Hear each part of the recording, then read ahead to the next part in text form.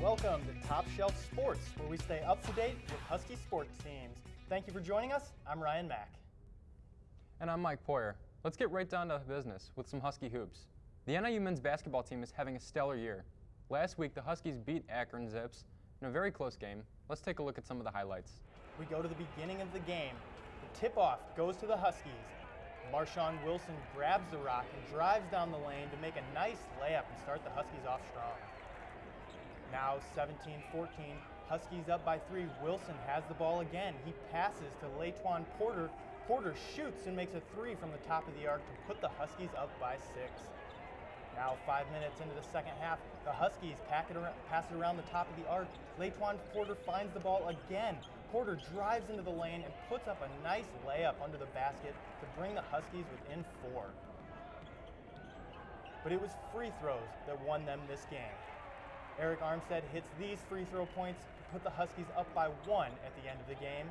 The Huskies beat Akron 80-79.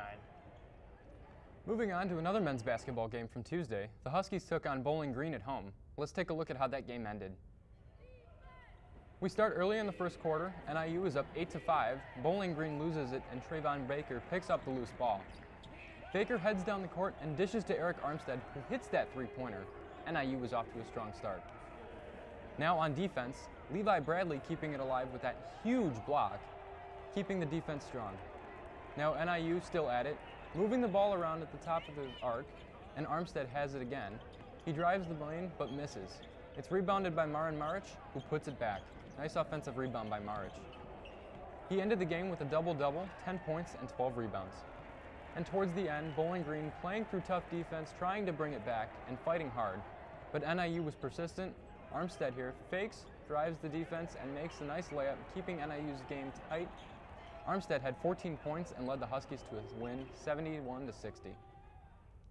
Well, with the team doing so well, fans have really taken notice. Mike, you had an opportunity to talk with some of the players and some of the fans.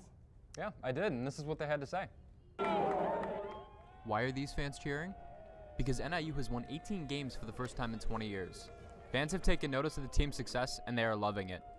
And I've been going to the games I'm a junior now, so I've been going to the games for the past 3 years, and us actually being competitive with other teams, it's actually awesome. I love it. High-flying highlights and nationally televised games have brought out more fans to games this season. We had a few, tough hits that we took, but we're bouncing back right now with a 2-game winning streak. The team finished with a 14-16 record last year, but currently sits at 18-9 this season. Okay. I've actually been to almost every home game. The team was a lot better than they were last year. Towards the beginning of the year, they were undefeated at home, so it's exciting to see the team have success. Members of the pep band have noticed the increase in attendance. This is actually my first year in pep band, and definitely the atmosphere at the games has been great. Just the fans, the players themselves, definitely the music helps a ton. A 15-game win streak at home to start the season has NIU in position to win the Mack tournament. I think so. I'd like to see him win the Mack tournament and get an NCAA tournament bid. I think that'd be exciting, awesome. With 4 games left this season, NIU could win 20 games for the first time in 20 seasons. For Top Shelf Sports at the Convocation Center, I'm Mike Poirier. NIU plays again this Tuesday. One member of the NIU basketball team is also doing big things outside of being a Husky. NIU Wing Chooks Irogbu is in this year's Dark Horse Dunker Contest. Irogbu is in the second round already, but he needs your votes. If he wins, he will take part in the NCAA Dunk Contest in Indianapolis on April 2nd. The men's basketball team isn't the only team creating a stir around campus. The women's team has also drawn attention. Let's take a look at how their last few games have played out. The Huskies went into the halftime trailing by 5 after this buzzer beater by Cassidy Glenn, but trailing by as many as 12 early in the third, the Huskies look to get back into the game. A late layup here by Kelly Smith gives the NIU its first lead in the second half. But down 74-73, needing a miracle to snap their losing streak, the Huskies inbound the ball. It finds its way to Cassidy Glenn. She puts up the three-pointer and nails the buzzer beater to win the game. The ladies Huskies win this one 76-74. Huskies also played the Central Michigan Chippewas last week on the day before Valentine's Day. Let's see how that game went. We go to the first half. Huskies down by 1. Allie Lehman inbounds it to Cassidy Glenn. Glenn takes a three-pointer and drains the bucket to put the Huskies up by 2. Now in the second quarter, Huskies up by 7. Central Michigan has it, but Courtney Woods makes a great block. Strong defense by Woods on that play.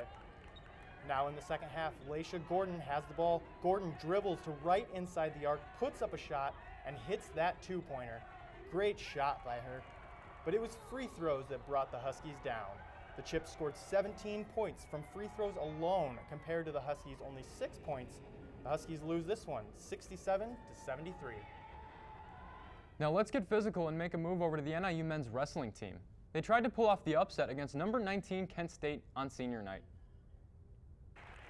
The Huskies started off strong as 125-pounder Elijah Jeffrey took down Kent State's Del Venus in the first couple of minutes, securing the first match for the Huskies. A controversial call against NIU's Austin Eicher cost the Huskies the second match and tying the meet to 3-all. In the third match, Steve Bleasy coasted to a victory to give NIU the 6-3 lead, but with NIU dropping 5 out of their next 6 matches, they looked to Sean Scott for a spark, but he was taken down by Kyle Connell and lost the 9th match of the meet. Then in the final match of the evening, senior Arthur Bunce took down Kent State's Devin Nye in the final seconds, pumping out the crowd and getting NIU the victory, but unfortunately, NIU lost the meet, 21-12. Now let's do something a little different. Here we go. The first edition of the Huskies 5 Victor Ease, named after our mascot. Number 5.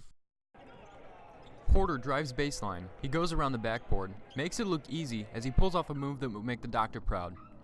Here in slow motion, you can see how incredible the move was. Number 4. The basketball is tossed into the post, but it's not about this shot. It's about the put-back slam. In slow motion, you can see the emotion as he throws down that slam dunk. Number 3. On the drive, Armstead masterfully splits the defense and finishes with his incredibly difficult layup. As we take a second look, you can see the body control as he puts in the layup. Number 2. NIU gets the basketball in the post. The shot is missed, but the putback by Eric Armstead is certainly not missed as he throws it down with authority. A second look shows Eric coming out of nowhere and cleaning up the mess for the Huskies. Number 1. The number 1 play, you knew it was going to be this buzzer beater, as Cassidy Glenn breaks Buffalo's hearts. Giving it a second look, you can see their hearts breaking, and Cassidy Glenn will be forever remembered in Husky lore as she takes home the top play of the week. Kobe makes his final goodbye to Chicago. When we come back, we'll look at how that game played out.